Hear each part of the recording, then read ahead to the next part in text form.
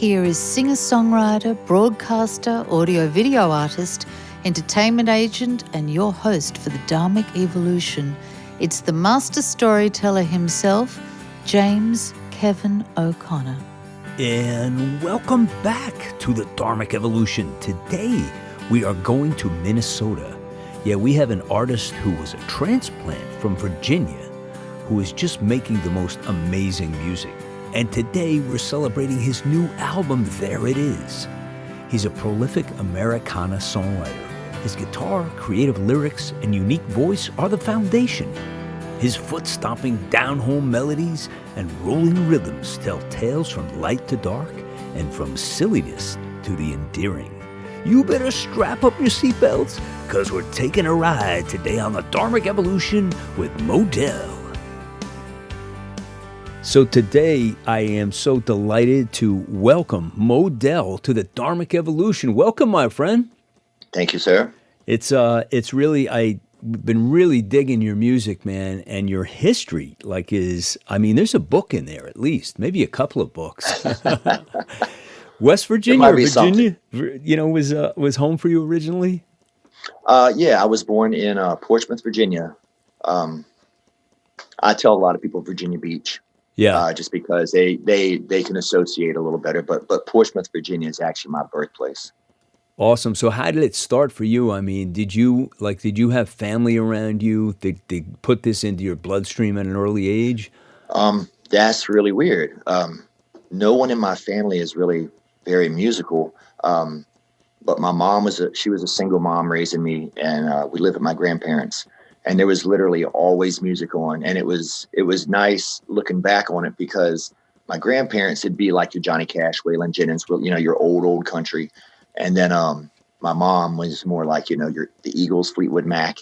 So, yeah. And even as a little kid, I remember being 6 years old, and I got the Redheaded Stranger album by Willie Nelson as a 6-year-old, which that's kind of cool. So yeah, I always had the headphones on, listening to music just constantly. Wow. So when did the guitar come into your life, and was that the first instrument? Pretty much so. I was probably 9, and I had never met my father, and I met him. Was talking to my mom. I wanted to take lessons. I wanted to learn guitar, so she tried to get me lessons at the local high school, like in the evening, and I was too embarrassed because everybody was adults. And I was just a kid, so I was very nervous. So she spoke with the teacher, Albert Stewart, and got me personal lessons at his house. And what was really cool, and I won't get into this story, but I wound up way back through all the roots in history being related to my guitar teacher. Really? Which I thought that was kind of cool, yeah. Because he had said he was going to a family reunion. And he goes, yeah, Aunt Minnie. And I said, well, I have an Aunt Minnie. But see, she was my great-great Aunt Minnie, but it was the same woman. Yeah, wow. So it was pretty cool. Is he still with us today? I don't think so. Yeah, because he would be delighted to see the path that you have chosen and where you are on your journey, man. That must be, for a teacher, that's got to be a rush to see that, So right. Before we let anybody get too much more in suspense, let's give everybody a taste here of what Moedell is all about. And this is called Hoppin' Trains. Here we go.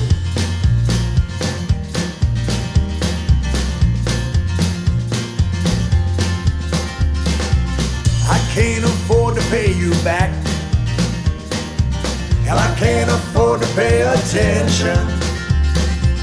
Girl, you ain't cutting me no slack, so I guess I'm just on my own. That train is long gone, man, we got to keep moving on. It could end up anywhere or wind up right back home. Yes, it's long gone, where it stops nobody knows.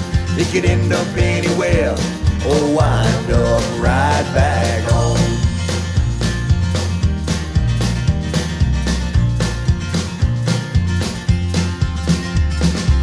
I wrote a runaway letter, says I'm never coming back. No, things ain't getting better, I'm already 1 foot out that door. That train is long gone, man, we got to get It could end up anywhere or wind up right back home. Yes, it's long gone. Where it stops, nobody knows. It could end up anywhere or wind up right back home.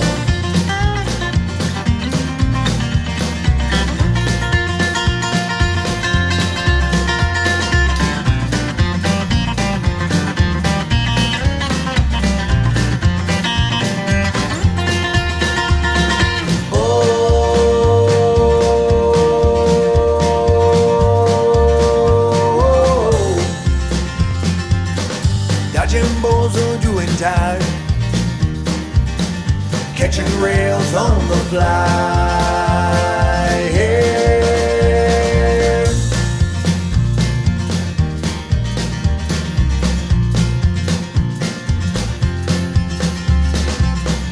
Hopping trains all day long. I landed right in San Antonio, Virginia, Bristol, Tennessee. Just me and Casey Jones.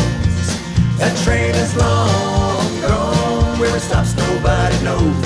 It could end up anywhere or wind up right back home. Yes, it's long gone, man. We got to keep moving on.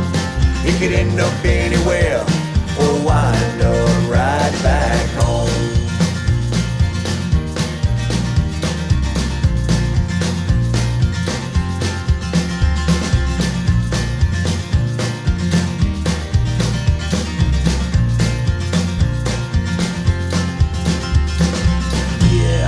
Trains, what a great track.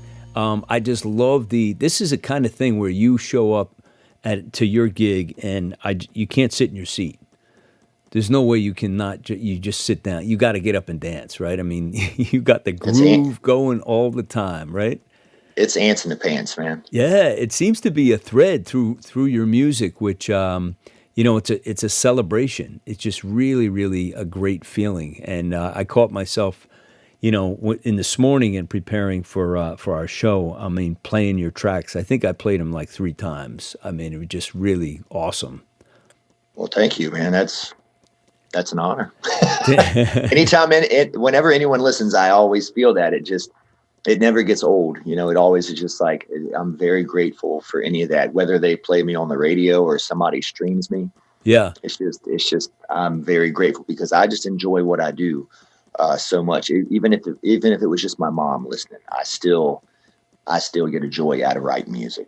And also performing, man. You play a lot of shows, like 250 to 270 shows a year. Yes, sir. And that is quite a calendar full of work. And have you been doing that for a while? Like, is it? Yeah. Yeah. This is. I used to. I don't know if I built homes, but I did construction, and I don't know, probably it's been about 16 years now. It's been my job, being a musician. Right. So yeah, it's been a while, man. And of course, in the beginning, it wasn't 250 shows, but yeah, it is now. It's kind of crazy sometimes. So the journey has been rewarding for you. I mean, you wouldn't trade your guitar back for a hammer and a screwdriver again for the world. Nope. The day I sold my work truck and all my gear, I had my tool bag in my hand. And as the guy was pulling away, I literally threw the tool bag in the back of the truck as he was pulling out. I said, I don't want to do that anymore. I appreciate it. And it got me by in some hard times for sure. Yeah. But yeah, I'd rather strum the guitar and write lyrics. Mo, that would have made for an awesome video, man. Throwing the bag of tools in there, Right. And seeing the guy's reaction, like when he got to where he was going, he found your tools, like. It was just probably thinking, he like, cool, extra score here. Yeah. There's a song in there for sure. That's right. So where are you spending most of the time gigging right now? Are you doing things regionally near your home, or you traipsing all over the place? Well, quite a while back, I moved out to Minnesota. There was just some opportunities that popped up at the time, and I'm still here. So I'm pretty much playing the Midwest. I occasionally get into the Dakotas. I play Wisconsin, a lot in Minnesota. And usually a couple times a year, I go back home to Virginia and North Carolina area. And I like to pick up a few shows along the way. Yeah. So I'll play anywhere, man. Yeah. I just enjoy playing. It doesn't matter to me where it's at. Do you do house concerts at all? I have. I've done a few. Yeah. In fact, there's been quite a few here in Minnesota. Some big name people. I don't know if I can mention them or not. I don't know if I should. Well, that's your call, man. It's your show. So Well, you can okay. do whatever you want. The owner. I didn't know. Yeah. I know like one of the owners of Mike's Hard Lemonade. Okay. They contacted this is a few years back, and it was one of the first house parties I did, and he said, "Yeah, you want to just stand by the fireplace. That's your spot." Yeah. I was like, okay. And he had, I think, 3 chefs there, bartenders, a huge house. Yeah. And it was awesome. His only stipulation was that he could sing Johnny Cash with me. and he did. He got up and sang Johnny Cash with me. So it was pretty fun. So, I'll do house parties, weddings, pretty much anything. Yeah. And now when you go out, do you have do you play solo as well as with your full band? Absolutely. I'd say solo is probably my bread and butter. That pays the bills. Yeah. But I have I have a bass player, upright bass player. Yeah. And a drummer. And actually I'm trying out a new dobro guy this Friday. So we'll see how that goes. But I enjoy it all. I like all the above. It's nice actually having the mixture because then nothing gets stale. Right. I mean, it is. I hear the dobro all over your songs, man. It just fits like a glove, Getting back to hopping trains, did you ever have any personal experience with that? Ever jump a freight, or have you really? I have. Tell us about it. Tell us about anything. Well, it was funny. I was living in a little town here in Minnesota called Big Lake, and there's a train that goes through town, and I write about my family a lot. Since I don't live back home anymore, so I miss them. So that's a good subject for me to write about. And I've written about all kinds of stuff, fishing and cars and barbecues and my family. And I said to myself, there's this train always rumbling the house here, and you've never written a song about a train. And I recalled when I was a kid, I was probably, I don't know, maybe a mile from one of the train tracks back in Portsmouth, Virginia, and it would always roll really slow. And I kind of got the courage one day to jump. I don't think I lasted that long because I was scared, but I did. I hopped the train for a little bit. So how old were you? 11. Oh man, 11. Yeah, that's what I mean. I was young, so I was kind of nervous. I didn't want to go out of town. You may not come back. That's right. That's awesome. Hey, here's another one. Let's check this one out. This one's called John Wayne.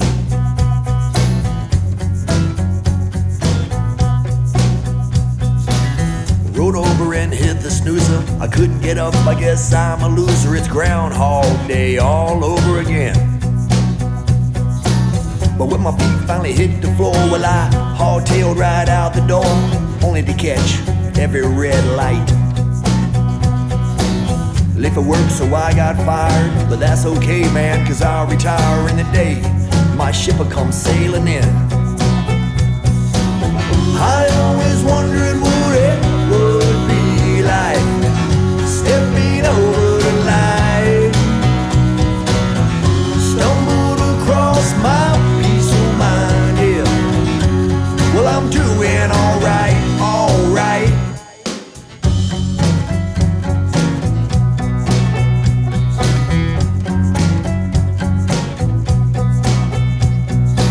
So I had a bad day again, then I took another shot at Jameson. I said, Lord, everything's starting to look alright. I told the bartender one more round, but I took it too far and that took me down. Man, that's the story of my life. Woke up head banging hard and I realized that all my money was gone. I gotta get myself some kind of plan. I always wondered what it would be like stepping over the line. Stumbled across my peace of mind, yeah. Well, I'm doing alright. I'm alright. We turned around again. I'm alright.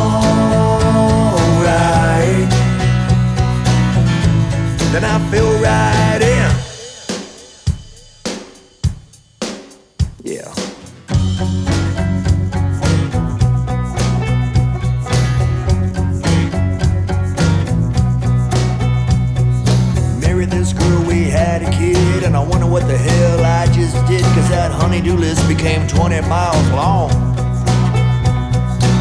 We got problems like everyone else, money, bills, sometimes you yell, but at the end of the day, man, it's all about the love. Well, everything worked out fine. Me, my kid, my beautiful wife. I'm gonna ride off in the sunset like John Wayne. I always wondered what it would be like stepping over the line, stumbled across my peace of mind, yeah. Well, I'm doing alright.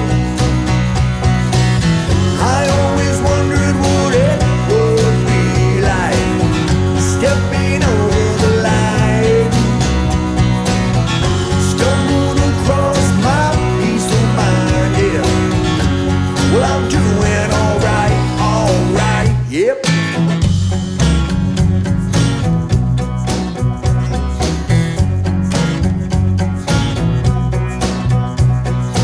I'm gonna ride off in the sunset like John Wayne, man.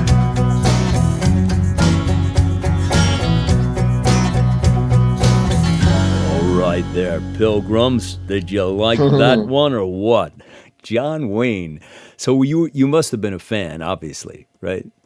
Oh yeah. Well, Yeah. my grandfather that raised me, he was big into John Wayne, huge. So as a kid, I probably thought it was boring watching the John Wayne movies, but Yeah. then, as I got older, I was like, oh my God, I love, Yeah. Clint Eastwood, John Wayne, any of that. I'll still to this day, I'll watch a Western all day long.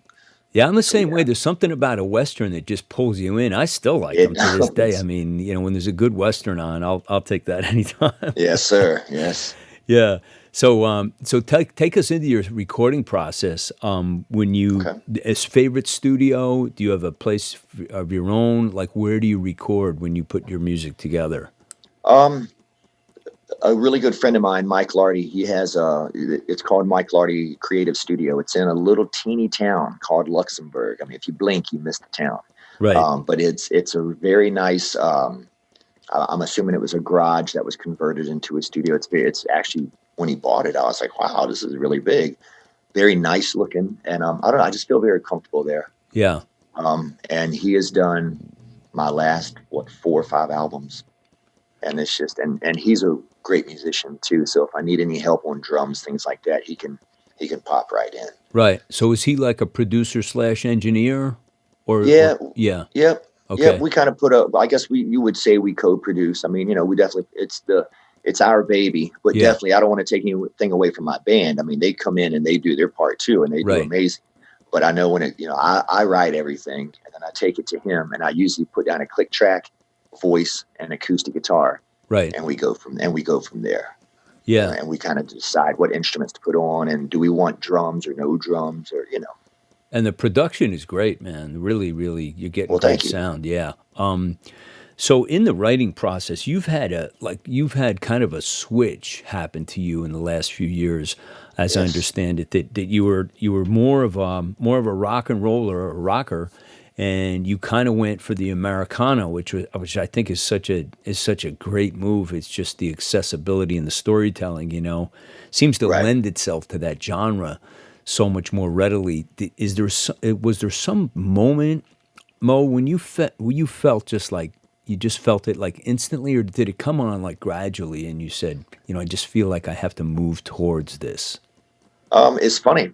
I can honestly say a little bit of both. Yeah. When I was playing a lot of rock, I played a lot of funk. I don't really want to name out the Chili Peppers, but maybe something like that. And I remember, I didn't know if I was having writer's block. I couldn't think of anything. After a while, I was like, wow, I'm just nothing against rock music. I still love it. Yeah. But I wrote a song called Devil's Lake, and it had the older sound to it. And I remember I was being very silly. I grew up playing bluegrass music. So I did the bluegrass thing to it, just kind of being a goof, and I liked it. Yeah. And that's kind of what started it. And then I, as I got more into it, I was like, well, I didn't feel like my older lyrics really told a story. And maybe a little bit here and there, but the newer stuff is because I'm infatuated with lyrics and writing and words, and I live on a thesaurus, man. I mean, I just really enjoy writing just the lyrics themselves. And so I think Americana, country, whatever you want to call it, helps me out in that situation. Get the story across better. Yeah, it's the storytelling that always, Yeah, I mean, that's the backbone of country music, obviously, absolutely. but yeah, I think it does take you a little deeper, like that genre, into the story. It Yeah. allows accessibility for the listener more so than anything else. A little different than jazz, I would think. Right. Right. Yes. Yeah. Yes. I'm not that accomplished to play jazz. Yeah.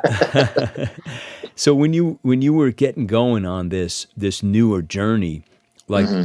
did you like all of a sudden remember influences as a younger man or even as a child that you were listening to that like kind of flooded back to you to give you like 100%. yeah, okay. 100%. Somebody had given me, and I don't even know why, but I was down in Minneapolis playing, and I got into a conversation with somebody about old country, and they just said, "Hey, take this," and they gave me a CD. And when I looked down, it was Waylon Jennings, and it was one of the albums I had as a child. And I was like, "No way, I know what this is." Yeah. So I get in the car on the drive back home, and I put it in and cranked it up, and I was like, "Oh my gosh, this feels like home. This Yeah. feels like I could just feel it all over me." And it's just Waylon Jennings, who I love.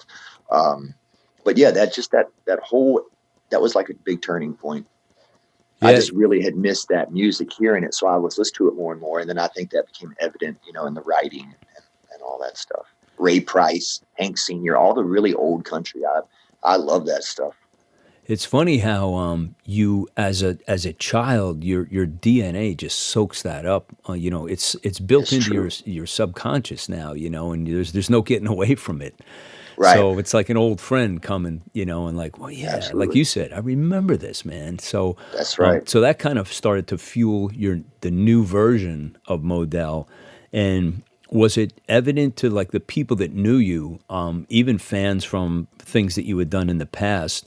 Did you find there was like overwhelming support? Were the people confused about it? How did it go down with your listening public? Um, I would again, I'd say 50-50. When I first moved out here, I was playing predominantly rock music. And when I moved to the kind of funky stuff, Yeah, some people didn't like that too much. But then, of course, that got me new fans or whatever. Uh, and then when I moved to the country Americana, same thing. The older rock people were like, "What are you thinking?" And then yeah, this group of people were like, "This is awesome." So, right, and I got a few emails here and there, like, "Why did you change?" And yeah. that kind of thing. But, sometimes you got to do it. And it's not like I'm famous. So it's not like, there's this massive artist who did this huge turnaround. Um, but I don't know. It just felt right. And now it just feels good. Yeah. So You're I'm in, you're happy. in your right. Yeah, you're in your right space. I had another artist on, Don Gates. I forget where. I think he's from the South. I think he's from Nashville. But he had the same thing. He was like a metal player and Okay. successful. And they were doing really well. And he just said, "No, I have to do this." And he went to country. And he sounds Mhm. great. I mean, he sounds. I mean, I liked him in the metal genre, but I love what he's doing now too. And to your point, you have to follow your heart and soul is pointing to you to where your best place is, and obviously this is a good spot for you, man. Well, you Because do. And it shows, I think, when you're doing something that you're passionate about. I think it comes through as more genuine. yeah, yeah, there's no work. Like you're not taking your tools back, so that was the tip off Right. right there. Right. You're That's true. So tell me about like a day in the life for Moedell. I mean, are you booking your own shows? I mean, it sounds like you're working all the time between writing, putting out music constantly, consistently, touring. What's a typical day for you? Or are they totally Uh, untypical? well, a typical day is, I'll get home from a show sometimes 3 or 4 in the morning, and I try to make myself be up by 10, which a lot of people are like, "Oh my," but that's not really that much sleep. No, it's not at all, Um, man. so I try to get up by like 10 o'clock or so, and I'm a coffee man, so I got to make Right. coffee and take the dog out, and that's just to get to get the blood going.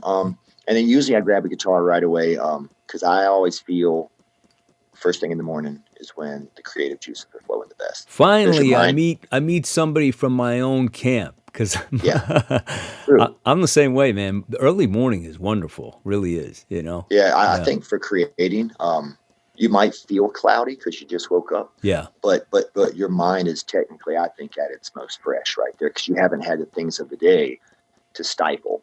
Yeah. You know, it's there and it's going. So I'll do that. And then I have a couple agents. None of them are exclusive. So I do book a lot of my own shows. Right. I don't know if you know the company Land O'Lakes, as in like the butter and the cheese and all that. Yeah. No, what are they? They are based out of here.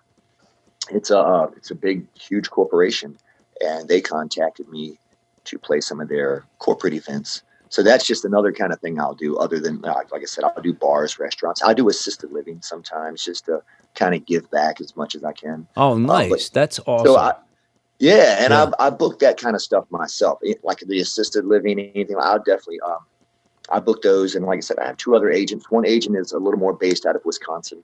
Yeah. To just kind of spread out into that area, and I have one here in Minnesota. So yeah, between those two and myself, that's pretty good. That's enough. So when you said Land of Lakes, did you mean the company that makes the butter? Yeah.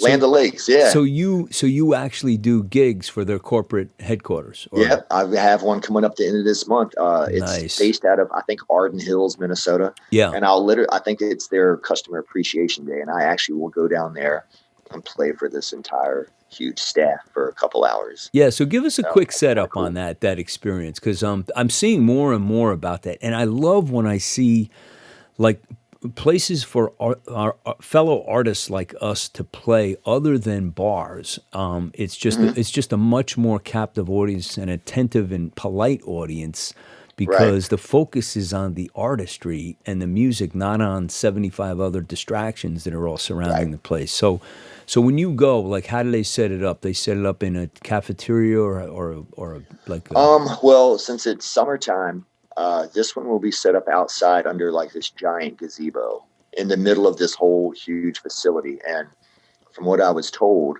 they're having a meeting right before I play. And as this meeting lets out, there'll probably be about 800 or 900 people in front of me. Nice. And that's very cool. Yeah. So, and it is nice because some things I feel like as a musician, you know your place. Yeah. If you're a huge star, then yeah, you're a huge star. But someone like me, if you go into a bar, you're going to get inundated with, hey, play this, play Garth Brooks, play this. Right. Yeah. And then you go to a listening room and play, and you can play your stuff. And if you want to throw in a cover or two, that's fine. Yeah. So yeah, it's just knowing your place. Sometimes your background noise. Right. And that's okay with me. I don't need to be the center of attention. I'm just there. I tell everybody when I'm there, you're my boss. Right. You tell me what you need me to do, and I'm going to do it. But corporations certainly have a reasonable checkbook. So it's probably a well-paying gig, which, we want to get more and more of those, yes. Because you get, it's win-win-win, because they're happy because they're doing something different. Somebody's entertaining them, and you're getting a decent paycheck out of it, which is nice too, So that's really awesome. Hey, Moedell, let's play this one. I love this song, by the way. This is also, folks, this is Moedell's single. It's called Porch. Here we go. This old lawn chair don't cut it anymore. Gonna chop down a tree, gonna build me a porch. So you and me, we got a place on Sunday morning to talk about everything everybody's doing.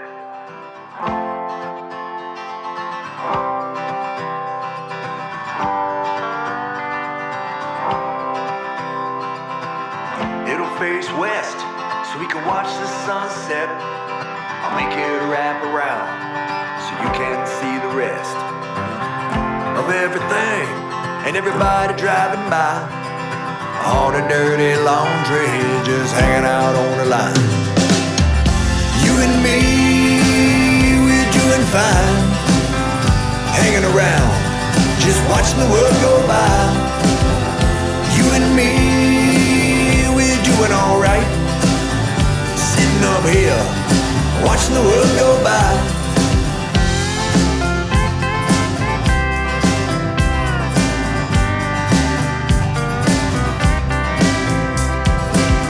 We'll tell the stories of yesterday, talk about tomorrow and the rumor of the day. And we'll watch the neighbors as they scream and cuss and fight. They shake our head when they just can't get it right. You and me, we're doing fine, hanging around, just watch the world go by. You and me, we're doing alright, sitting up here, watch the world go by.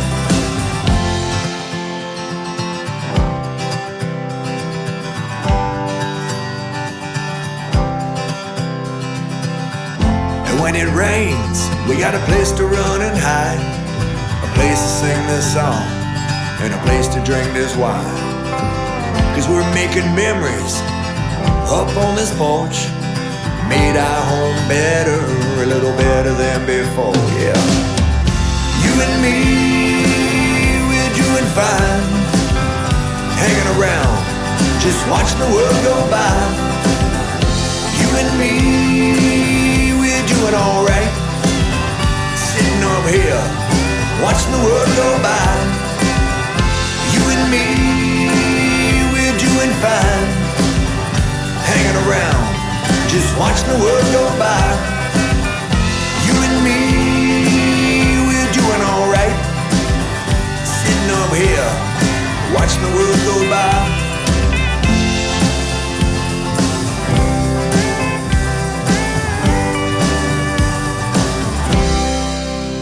You know, I really love the intro on that, you know, how you guys, you know, you finessed it, you know, with the EQ and everything. And it just, all of a sudden, it just, you know, it's kind of like watching a black and white film and then all of a sudden, we're not in Kansas anymore and it's all color, right. You know. Yeah, beautiful job on the song. Great song, too. Thank you. You know, production, everything. So this one is out as a single and I can see why. So can you tell folks about the, you know, the story behind Porch and what was written? It sounds, you know, kind of self-explanatory, but anything happened with you at home or when you wrote it, like special place? Any pearls you can give us on this? It was funny. I was sitting in my bedroom and I had this old crappy chair in the room, and that's where I would sit down sometimes and, you know, noodle around on the guitar. And right away, I hit those first couple chords, and I said in my head, I said, this old lawn chair, don't cut it anymore. I'm going to chop down a tree and build me a porch. And I was thinking, what is that? That's stupid. That makes no sense, man. So I wrote that down, and then I came back to it a month or two later. And obviously my girlfriend has a lot of input up in the brain, right? You know, so she's a lot of inspiration. So it basically was based around her. Just I'm gonna do what I can to make her happy. I'm gonna build this porch, wrap around, sunsets. We can see everything. We'll grow old on the porch and tell stories. It's just that's pretty much what that song is about. Yeah, it's just growing old and spending time with someone you love. That's song. Pretty much it. Yeah, I like it a lot. I like the. Thank you. It's very inviting as far as lyrically. You know, anybody can see themselves in that situation. You know, right. It's just like we all want to have. You know, that full life. You know, I feel fulfilled. Right. You know, I feel like I'm really living the life. You know.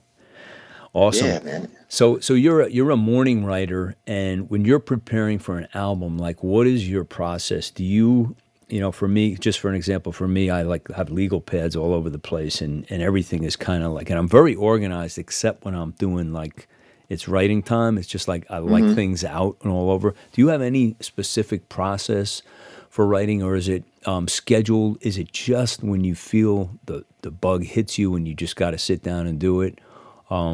You know, how does it come to all of a sudden it's time for a Moedell album? How does that work for you? I just write until, because I write a lot. I feel like I write until I feel I have enough for an album. And normally I write so much, a lot of the songs get chopped and they don't even make it. Because one of the last times I talked to Mike, the guy who does all my recording, he says, you know, we have enough songs in the back catalog to probably release 2 more albums. Yeah. So, but I'm very, like I said, I need my coffee. I need my I always write in pencil and paper. Yeah. So I have notebooks galore, and it has to be pencil. And I think because in my head I can erase. I don't know why. Yeah. It's just it's just like you have we all have a process. Right.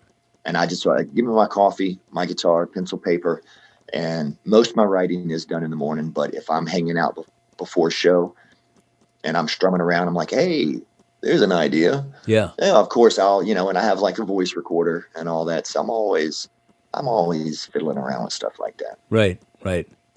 Tell me about your favorite social platform. Did you feel you get most traction on as far as being out there? I mean, they're all fine, Yeah. and they all are a little different. I just personally, myself, I like Instagram, Yeah. just because I like pictures. I don't really need to hear a bunch of political stuff. Some people are on social media for political things. Right. I'm Yeah. I'm on there. I want to see a picture of your guitar or the food you cooked or you smiling with your loved ones. I mean, that's just me. Yeah. I'm a very this is probably why I like that. When I was a kid, when I was first learning chords and all that, I would sit up late and mute the TV and play along with what I was seeing on the screen. Yeah. So I've always been very visual. And maybe that's why I like Instagram. I like pictures and videos and things as opposed to a bunch of opinions because, we all have opinions, but that picture is a little more special to me. Yeah. You like creating soundtracks.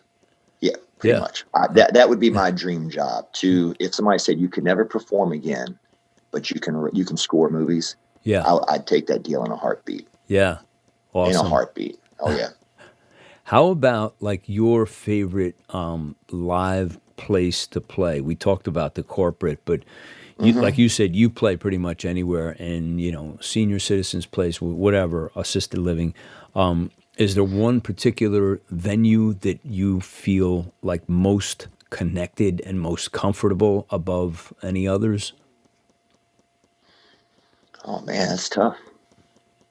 I mean, because a lot of them have the special, of course, the assisted living that's good for the soul. Yeah. Like when I leave there, that's awesome because I get to play their Johnny Cash and Hank Sr. and that stuff. And you can see, and my stuff. And I tell stories and they get really excited. So that's pretty awesome. Yeah. As for an actual venue, I mean, there's a few. There's a small chain out here called Cowboy Jacks, and we play all of them. And I enjoy playing them because I get to play, everything from Johnny Cash to Eric Church to Tom Petty to my stuff. And we don't miss a beat with it. Everybody's like, they're okay with that. So that's pretty fun. But there is a place up in Duluth, Minnesota called Beaner's. It's a coffee shop, but they also serve good beer. But Beaner's is one of the first places I played when I moved here. And you go there to play original music. You're not there you're not being the jukebox there. And it sounds good there. I like the stage, the vibe. It feels nice. Yeah. Don't you wish you could get with Beaners and say, all right, let's bottle this up and send it. We'll email it to every place around the country and say, this is what you need to do, to make it artist friendly and for the customers, the clients, of course, that come in, And that's the hard part of for musicians, I think, is and I ask this question a lot because I'm just always rhetorically trying to put it out there that, hey, we're always looking for like the best place to play that people come. Right. People want to be there to hear the music, not all the other distractions. So Right. So Beaners, thank you for what you guys are doing, man. Yeah. Yes. Thank you, Beaners. Yeah. They're awesome. Yeah. So, any plans to like tour like nationally, or even going to Europe or anything, or have you done that? Have you had a chance to go like to London or anything like that to perform? I have music? not, and I would love that. I have played a lot of the states, Right. Yeah. Here, Uh-huh. but I've never been overseas. I've never been out of the country to play music. Yeah. Although I did go to Mexico a Okay. couple years ago, and someone got married, and I think I played "Stand By Me" Oh, nice. on a guitar that they rented for me to play this one song out on the beach. So I got to play Benny King Yeah. on the beach in Mexico. So that was kind of cool. But no, to go and do my stuff, I have not been out of the country. Yeah. I do plan on, I'm hoping maybe this fall, maybe early next spring to, I go back home a lot to visit family, and it's about a 24-hour drive. So there's a lot of states Yeah. in the Where's middle. your family right now? In Virginia also? Virginia. Half Yeah. my family is in Virginia, and the other half is down in the Outer Banks of North Carolina. Oh, okay. So I consider both of those home. I mean, like I always tell people, Virginia is my birthplace, but Yeah. I since I was 2, I've been going to the Outer Banks, so that feels like home too. Yeah. But yeah, I plan on doing some touring here. I'd like to hit some of the typical cities. I want to go through Knoxville. I've never played Knoxville, and Right. there is I can't recall the name of the radio station right now, but they have a thing called the Blue Plate Special, and I would love to play that. So Yeah. that's one of my goals for 2019 is to get through there. Obviously play back home so I can see my family and play down in Carolina. So You would yeah, go over great there, man. Knoxville would love your stuff. I mean, I could would love see. Knoxville. Yeah, I could see you like tearing it up down there. And as far as radio, I think it's time. Here's radio.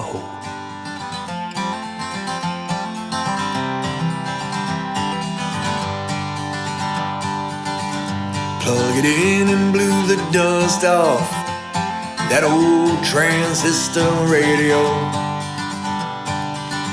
Still on the same station that always played Daddy's favorite song. I heard Ring of Fire and Jambalaya and Blue Eyes crying in the rain. Foggy Mountain Breakdown and Dolly singing about some girl Jolene. Oh, I sat until the sun came up with the transistor radio. Me and my old 6-string picking every country song we know.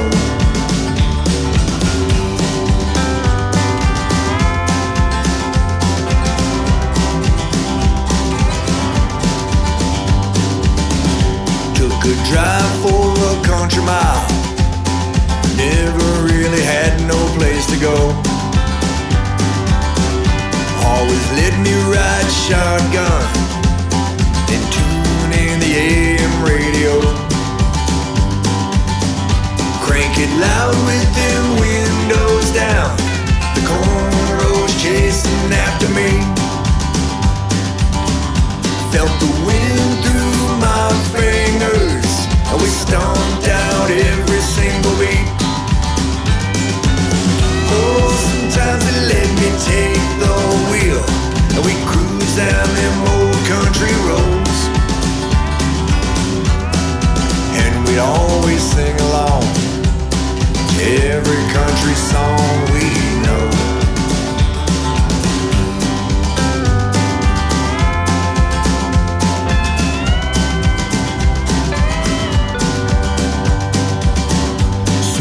Picked up a long bed Ford, and you bet it had an FM radio.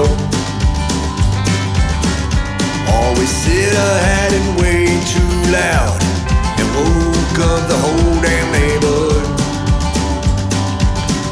And that old Ford still in my driveway. It takes me anywhere I wanna go. I wish you were riding shotgun, cruising down old backwards road. Every now and then I think about those days that seem so long ago. Now it's with the man upstairs, singing every country song they know.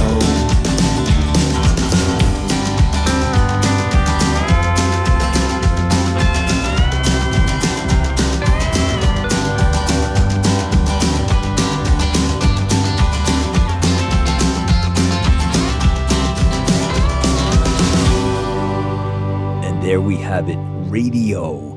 Hey, so tell us about that one, Moedell. Where did that come from? my granddad, he passed away quite a while back. Uh-huh. But it's weird how we didn't always get along so well.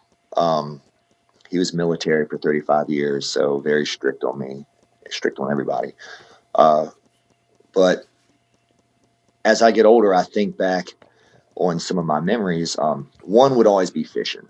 That's if somebody said, when you think of Pop, what's the one thing you think of? I was like, going fishing. I mean, out in the ocean, catching huge fish as a little boy, going deep sea fishing. Right. But he always loved his old country music. So I just wanted to write a song. I had this thing in my head. I wanted to write about the transitions of the radios.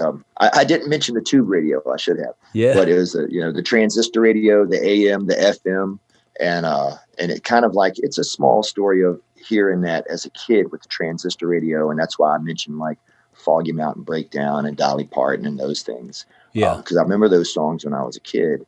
And the next one is we're driving and he's letting me adjust the radio. And then by the end, he's helping me pick out a pickup truck that's got the FM radio in it. So, it's kind of has it's a little bit of a story there, but it's based around my granddad. Great. I wind up writing a lot of songs about him, and it kind of surprises me because, like I said, we weren't always buddies. But I do miss him. I wish I could ask him a ton of questions. Time has a way of drawing us closer, even when absolutely. they're not here, it's just, absolutely. After they're gone and, you have that disconnect, it times all of a sudden the memories come back and you say, I wonder what is up, how it would be now. Yeah. Yeah, man. Yeah. So you never run out of things to write. That's for sure. No, I've got, right now, I was going to release an album later this year, just literally me and guitar. And I might still do that. That's not out of the question yet. But yeah, I probably have about 7 or 8 songs going right now. Yeah. They're not finished, but I work on whatever one hits me like, ooh, I want to work on that one today, or I want to work on this one. Right. So I got a big chunk. Do you find right now that's, as a writer, I've changed my process a lot. I never sit down and write a whole song anymore. And it's like I wait for, like the music, I'm really, I can just write music all day long. But I'm very, very selective about the content of the lyrics, more and more so as the years go by. So I kind of wait for it and just keep going at it. And it happened again this morning. I got another piece of the verse and another piece of a chorus on this song I've been working on for a couple of weeks now, Okay. So when you go to sit to write, do you make it your goal to finish a complete song, or do you do a lot of rewriting, or like how do you approach it? Is it usually just one and done and out, in and out? I don't really put too much thought into it. I try to let it be as organic as possible. Yeah. And sometimes I do what you're talking about. I'll sit down with an idea and I'm thinking, oh man, this is flowing. And then it just kind of stops, like somebody turned the faucet off. Yeah. And that's fine. I know I can come back to it. I had a song off my Logan Drive album called Good Old Days. That song is a conversation I had with my grandmother, and it came to me so fast. And I had never had that happen. That album came out in 2017, so it would have been, just a couple years ago.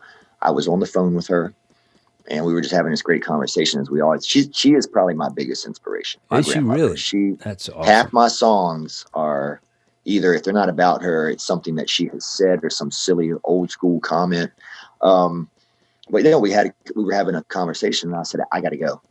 And she said, are you okay? I said, yes, ma'am. I said, I'm fine. I said, I got to go. And I sat there and I almost wrote the entire song in 10 minutes, all the lyrics and everything. Of course, you get it all down and you have to, tweak here and there. Yeah, but right. that one came out all at once. Right. So I thought that was kind of cool. I had never had that happen that fast. Like that. They are very rare it's happened to me too, but they're so rare. But I feel like also like as you progress as a songwriter, the more you write, now it's like I'll work with a title, and I love working with a good title because that's kind of the genesis of, this is going to be good. But sometimes it's like I'll just have the sense of it, the melody, and a couple of pieces in place, and I'm going, I got this thing. And then it's just sweat. then it's just working it, and saying, okay, I know I have the vision for this. It's like it's emblazoned into my blood right now, and I know where we're going to go with this. But that's a really good feeling that you've got one. It's almost like fishing, and like you finally get a strike, and then it's like I can't see it yet, but I'm reeling it in, man. And it's right. You're hoping it's not a piece of wood. Yeah, right. Well, you're reeling a lot of those, don't you? Right. Oh yeah. So Moedell, as we're winding down, let me ask you about the rest of 2019. Like, what is the vision for you and your career, and like, where do you think you're going to be going? Like for the rest of the year, what are you going to be doing? You're going to be touring? Is it going to be working on more songs, another release? And what is your hope and vision for you and your musical career as you continue on this fabulous path that you've been on? All the above. No, no, I'm gonna keep writing. Of course, I never stop writing. And since obviously I play music for a living, I will keep playing. But I would like to. I guess when I play locally, I definitely wouldn't call that touring, not at all. But I would like to set up a small tour later this fall. I would like to release another album. I mean, I just released this one. Right. So I try to release an album a year, sometimes an album and a single. And I may release another whole album. I wanted to do, like I said, over the years, people say, why don't you just release something just you and guitar? Just singer-songwriter, just simple. It's all about the story. Right. And that's something I've never done that I would love to do. But I just recently joined the Midwest Country Music Association. And so far, I'm really excited about that. I have met just a member or two so far, because this literally happened just recently. And they all are so kind. And I can't wait to connect with them. And some of them are cover bands. Some are songwriters. Some are, just original artists. There's just a plethora of all these kinds of people. And I'm excited to work with them. Yeah. And like I said, write with them, split shows with them, all that kind of stuff. So I think that's pretty cool. Awesome. Congratulations on it. I think that's really, really important to get yourself out there to like groups like that will help perpetuate, your brand. Right. And you can help them the same way too. Like, like you said, splitting shows or whatever. That's one of the great networking. Ways. Yeah. Awesome.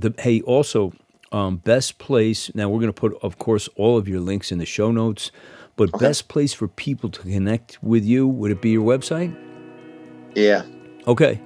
Yep, awesome. Which is Moedell.net. Yeah, and great website, by the way. I have it up in front of me right now. Really, thank you. I should probably rearrange some things, but I know sometimes people get on me. They're like, this has been the same for a while. So then I think I'm doing something special because I go change like the main picture. Right. And I know I need to occasionally, get on there. And that's me being lazy. But that's good that they're saying that because they're going there. At least right. No, that's I appreciate it. Absolutely. Yeah, it never ends. The website thing just never ends. It's like, it's always a constant thing that's in flux, So yes. But listen, it was awesome. Moedell, thank you so much for being a part of the dHarmic evolution, man. I just want to, just commend you on your body of work thus far is really awesome. I love the sound that you have, and I just want to wish you all the luck and success and God's blessing on your music.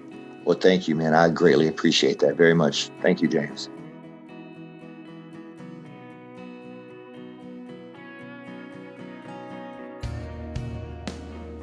Hoppin' Trains, John Wayne, Porch, and Radio. These are the songs, the stories, the journeys of Moedell. I hope you guys enjoyed this version of this particular interview today on the dHarmic Evolution. Really a great time spent hanging out with Moedell this afternoon. And please go to his website and support him. That's Moedell.net. And you can find out all about his incredibly aggressive touring schedule on the website as well. If you haven't yet gone to the dHarmic Evolution Facebook community page, what are you waiting for? Get over there and post your content. Put up your songs, your videos. put up anything that's happening, even a photo shoot, or if you're playing somewhere, let us know. Let the world support your artistry. Also, authors, speakers, thought leaders, you're also invited. Put up your new book. If you have a conference somewhere, if you're preparing a speech and you want people to know about it, let us know about that. Is there someone in your life that fights with depression, who struggles? And I know there is, because it's a really, really difficult and rampant problem, especially in the United States. So go over to James O'Connor Music Facebook, my page there, and there's a free download on that page that you can just send it to somebody you love who is struggling. And it's 7 actionable tips, one for each day of the week, that you can just download, put in your phone, and when you're feeling upset and you're depressed and you're struggling, you just go to the Depression Fighter's Manual. That's what it's there for. So I hope you guys take advantage of that. I'll be putting it up on all the websites as well in the next couple weeks. And I just hope and have prayers for you that you'll get through this and you'll be okay. That's it for me today. That's a wrap. I'm your host for the dHarmic Evolution, James Kevin O'Connor, singer-songwriter, audio-video artist, master storyteller, and international talent agent. So until the next time when we meet again, I'll either see you on the socials or I'll see you from the stage.